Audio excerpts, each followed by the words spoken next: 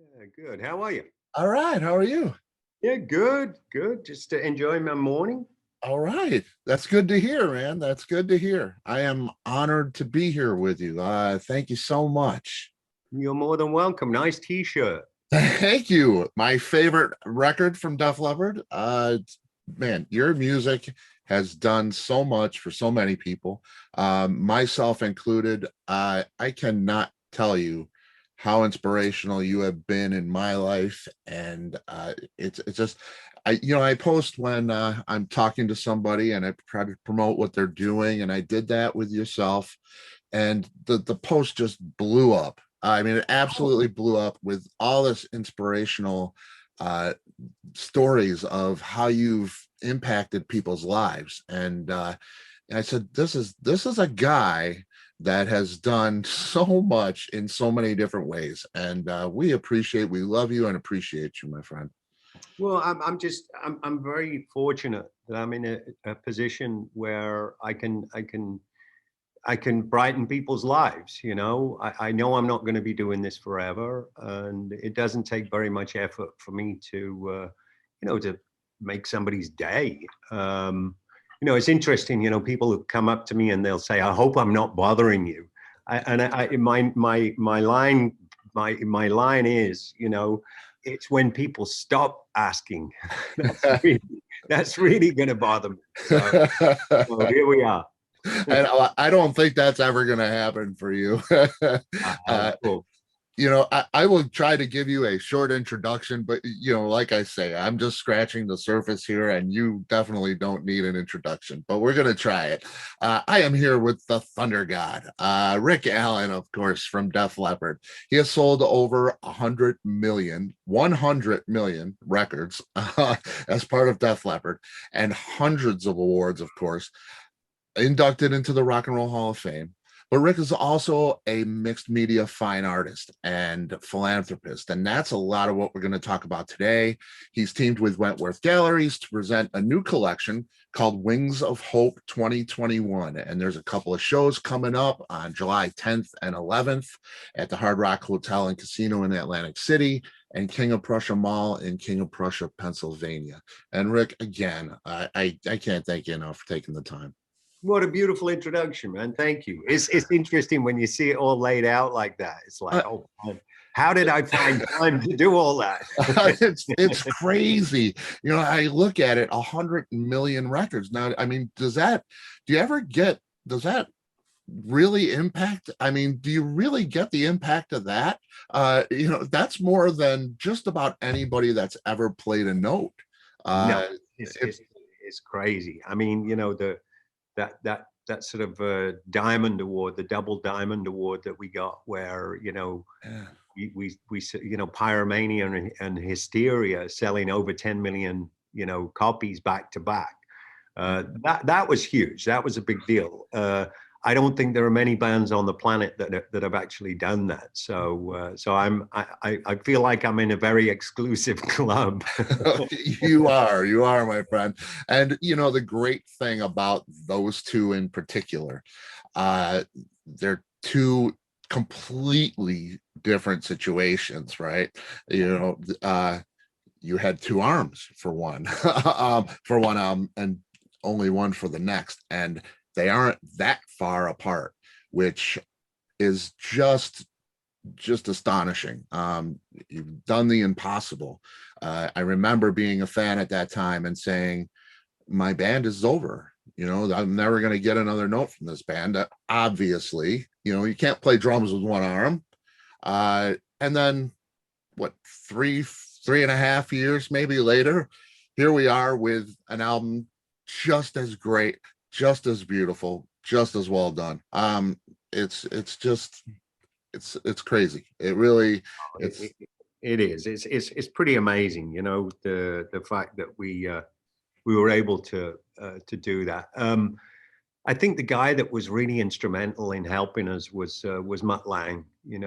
His talents are just sky high. He's an incredible person, and he really helped us craft those records to where they had mass appeal. I was just telling somebody yesterday, when Hysteria was released in Canada, somebody did a study and the birth rate actually spiked.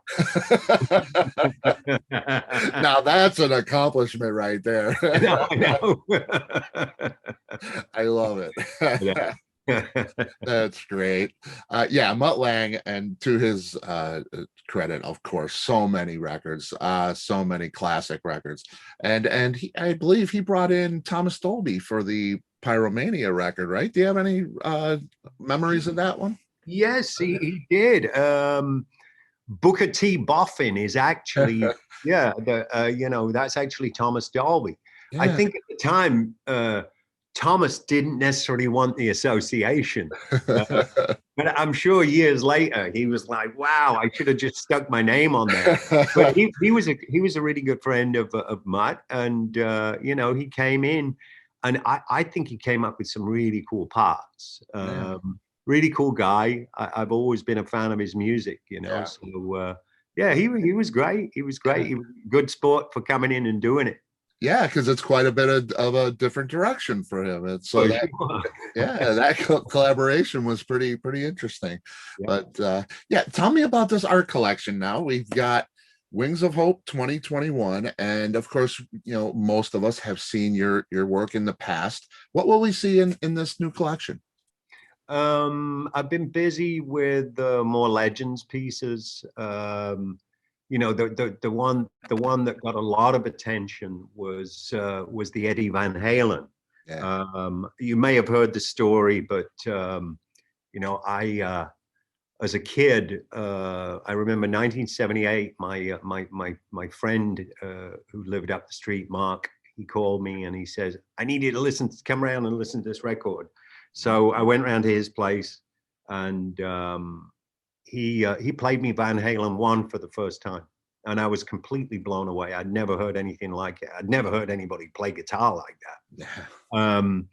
And then couple of months later, Van Halen were coming through Sheffield, the local venue. They were coming through with Black Sabbath.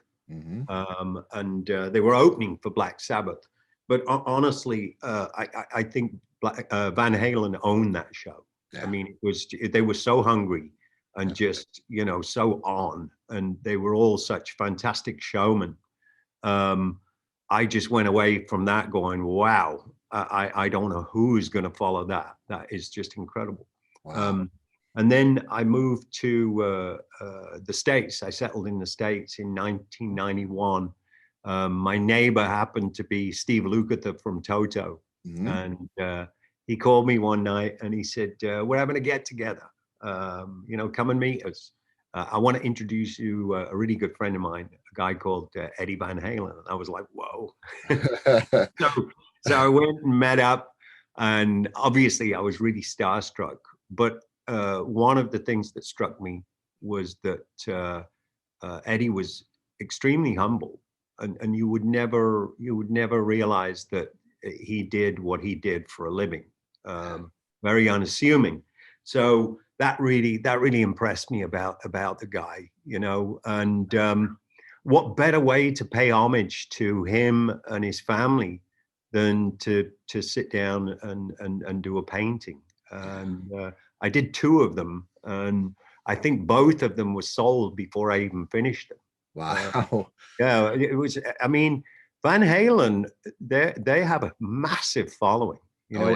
Every time I post anything on Instagram about Van Halen or Eddie Van Halen, or the fact that I was doing these pieces, I get such a massive response. It's really cool that that there's this crossover between Def Leppard fans and Van Halen fans. It's really quite cool. Yeah, it is. And like yourself, he's impacted a bunch of people too. And obviously we wouldn't have the guitar players we have doing the things they do if it wasn't for a pioneer like himself. I think between Hendrix and Van Halen, Eddie Van Halen, I think they turned guitar playing on its head. Mm-hmm. It inspired people in completely different ways. Yeah. And then, of course, somebody else that turned the music industry on its head, Kurt Cobain. Yeah. Yeah, you know, it was akin to when I heard the Sex Pistols for the first time in the Okay. 70s. Right. It was just so different, so to the point, not self-indulgent at all, just, Right. you know, just really to the point songs, and they got the point across, and they were very memorable, very singable. So it reminded me of that same time period. It reminded me of that time period, you know, during the whole punk era. Yeah. So our response to it was to go away and make a record like Slang, which didn't necessarily have the commercial success, but it was a creeper. People really started to appreciate that record over a longer period of time, to the point where I know some people actually say that it's my favorite record. Wow. And I love the process. It was more stripped down, more raw, and I kind of appreciated that. It was a different way of hearing Def Leppard, but equally as good. Yeah. Yeah. And you know, I mean, that Kurt Cobain in particular, and Nirvana, and that kind of primal music that was coming out at that time was inspired you guys to do something like Slang. Yes, for sure. I think a lot of bands didn't really know what to do with it, and I know, you know, they got really depressed about, you know, the shift in people's taste. Mhm. But we just said, well, let's use this to our advantage and just get back to basics, Yeah. you know, and sort of take a leaf out of our own book from when we first started out. Let's just go for it and come up with something that is just more raw. Yeah. Oh yeah, definitely. Yeah, now I know you got Johnny Cash as well. These are three American iconic singers, which, you know, how has American music obviously it has impacted you greatly. But tell me about that impact of the American icon. You know, there's so many, you know, when I look at myself, and I'm, you know, the influences that I had early on were mostly British, you know, with Deep Purple and Ian Gillan, and with Zeppelin, and all of those bands. Me too. Yeah. Me too. Yeah. I think what happens is it all comes from the blues. Hmm. Uh, so it really started here in America, and then those early blues musicians, I think they influenced a lot of the, not just the American artists, but English artists as well. And I think what happens is the music travels across the Atlantic. It gets filtered in a certain way. It gets interpreted in a certain way in England, and then it comes back across the Atlantic in a different form. So there's Yeah. this constant two-way street of the music going back and forth between, you know, two different continents. And I think really it all started here. Yeah. Yeah. You know? I guess it did. Yeah. I never really thought about it. That's a beautiful thing, the way you describe that. Because it does get a different edge, obviously. I mean, Zeppelin is bathed in blues, but it's a different take on it, obviously. So yeah, when it comes back, we interpret it differently too. I never really thought about that. It's Yeah, beautiful. you know, everybody talks about, you know, the British, you know, the wave, the British invasion. Uh, in reality, it's just a reflection of the music that they were influenced by that was coming out of America. Yeah, yeah, pretty great, pretty great. Um, Now I know in a lot of your art, you have that girl on a swing imagery. And that, you know, when I'm looking at your portfolio, that is something that really impacts me. You know, it touches me personally. I have a couple kids myself. I know you have a couple daughters. That girl on a swing image, what is the inspiration or significance to that imagery for you? It's actually my youngest daughter. Okay. Yeah, Wow. and she's probably one of the reasons why I started painting again in the first place. When she was born 10 years ago, it wasn't long until the two of us were painting together. And I loved watching her paint because she just went to this beautiful place. She was so in the moment. And I realized it was a very similar place that I go when I play music, just being in the moment. And I find that so therapeutic.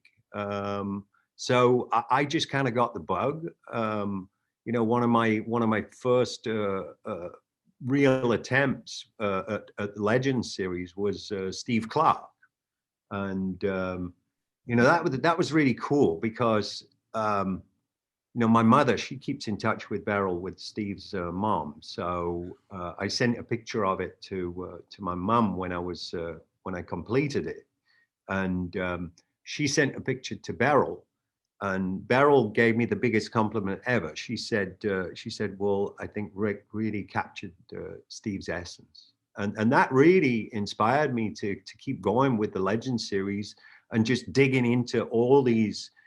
I mean, there's way more to do, but digging into all these artists that inspired me when I was growing up, and I probably wouldn't be doing what I'm doing today had it not been for a lot of those legends. Yeah, that's pretty great. And in this series, those are the legends that are no longer with us, correct? Yeah, yeah. Yeah. Yeah. I mean, I'd love to embark upon living legends, but Mhm. it just seems like every year we lose somebody else. And I remember over a year ago now, I was actually down at the Hard Rock Hotel doing an art show for Wentworth. The Seminole hard rock with the giant guitar. Mhm. And I heard about Neil Peart's passing, Yeah. and that really affected me. For the whole time I was there, all I could do was listen to Rush music, and just realize what a massive loss this was. So as soon as I got home, I started sketching, and again, it was my way of paying homage to one of the greatest drummers that ever lived. Yeah. So yeah. Yeah. It's incredible the likeness that, I mean, you're just so great at it. What first inspired you to start painting, and when was that? I was really young. I'd probably get more paint on the floor and the ceiling, but I loved the fact that time just disappeared, and I could do something that just really kept me engaged all the time. Um, and then, of course, um, I started discovering photography. My grandfather, he bought me my first camera, and and then music, of course. And then, like I said, 10 years ago, when my daughter was born, it just seemed like a natural thing to start painting with her, and that's what really reignited everything. And I was like, wow, this is really cool. I really enjoy this. So I started studying different techniques. The way that I paint the legends is really taking imagery and dumbing it down to where it's more posterized. And Mhm. then, it's almost like creating, when you do the sketch, it's almost like creating geometric shapes, and then creating the grayscale, the whites, the grays, the blacks. Mhm. And if you do it correctly, if you do the technique correctly, when you look at the thing up close, it doesn't make so much sense. It's like, as I say, Right. geometric shapes. But then when you stand back, your mind fills in the blanks, and that's the Mhm. part of the illusion that I love. I love that whole reveal. Yes, that is incredible. Much like the I forget what they call them, but with the mosaic of all the photographs that are different tones, and they're all little photographs. You step back and it's one giant photograph of a particular person. Uh Absolutely, yeah. Yeah, that is very much like this. Really great. I would, and we get pictures of them, on websites, and I've seen some of this work, but it's got to be dramatically different in person. It really is, because you really get that sense of texture and Mm, dimension, and the fact that that's what a face looks like when light bounces off of it. yeah, I can't do sort of reality, as it were, but this is a great illusion and a great way to get the point of of that particular legend or that individual over. right, right. I want to take a quote from your website. Um, Presenting my artwork is like an unveiling of places inside me that I rarely ever speak about. Is there one particular piece of art that reveals more about you or is more personal than any other? I I think, going back to the Steve Clark, I think that was my first experiment with that technique, and I I mean that was really personal, because I wasn't necessarily going to show that one. I mean, it happens with all these pieces. I get three-quarters of the way through them and I want to keep them. Right, I don't want to get rid of them. right. It's typical. I do all these fantastic pieces, and I don't have one of them hanging up in my home. So, Right. Now, where is Steve, the Steve Clark photo painting now? I think the original was Joanne and Jacques from Montreal. I believe they bought the original, and then I would do mixed media pieces. So they're still available, but the actual original is long gone. Okay. That was sold quite a few years ago. Okay. Um, the good news is I normally become really friendly with the people that buy the pieces. So if ever I need to get a fix, it's like, do you mind if I Right. come around? I love that. That's great.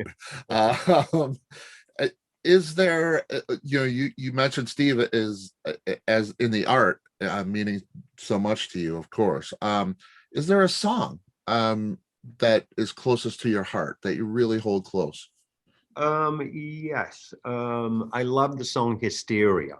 Okay.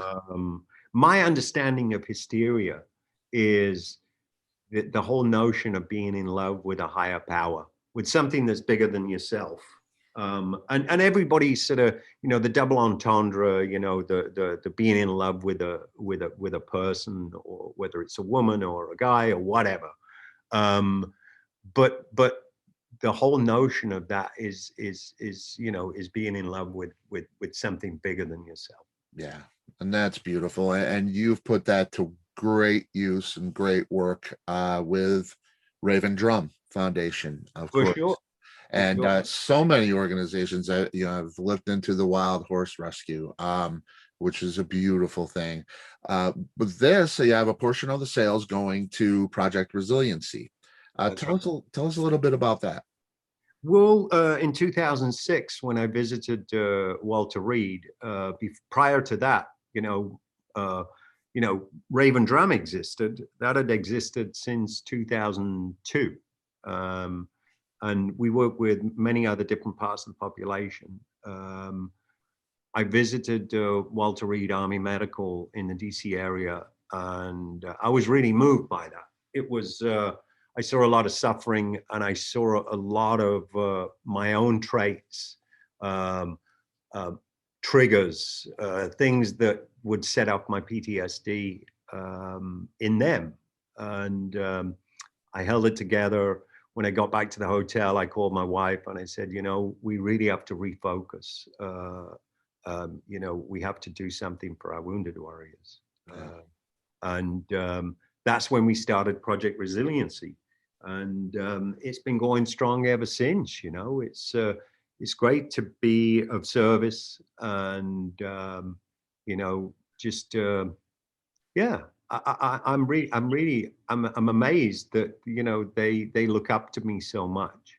Oh, And, you know, in turn, I learn a lot from them, you know, so it's a good deal. it is pretty special. It is very, very special. You know, all of these things that you have done, have you thought about an autobiography? You know, I got a stack of books here. I got hundreds elsewhere of musicians like yourself, not like yourself, but have written books. I don't have one from Rick Allen. Have you ever thought about that? I started one many moons ago, but at that time, I think what the publisher was looking for was shock value, Hmm. and and I didn't particularly want to write that kind of book. I wanted to write something that was more inspirational, Right. something that delved into, you know, what it takes to go through what I went through and come out the other side with you know with some with some sort of dignity and grace, you know what I mean? Yeah, And absolutely. yeah, so I may revisit that, Yeah. but right now I'm you know I'm super busy with everything else. Yeah. Yeah, Uh, so and that's good news. And you yeah. are a photographer as well, as am I. So, you know, I when I looked at photographs, I thought, wow, this is just, you know, that's what I do. You're shooting with the Sony A7. You bring it on tour with you. Uh, have you thought about showing those photos? You know, as a fan, we want to see all of it. You know, everything. No, that's cool. I just talked to somebody the other day that's going to be I'm going to be working with that's going to help me kind of organize everything because there's you know there's thousands and thousands and thousands of photographs that nobody's ever seen, nobody's experienced them. So I just want to go through and sort of put them in categories and get them into some sort of order to where I would feel confident, you know, showing those to people. Yeah, we would love to see them, that's for sure. Uh, Cool. and I think about so many moments you've had, the Rock and Roll Hall of Fame, your first show back, you know, August 16th, 86, at Monsters of Rock. I so wish I could have been there. It's just an amazing, you know, I hear about that. I think about that. I think, what kind of feeling was that?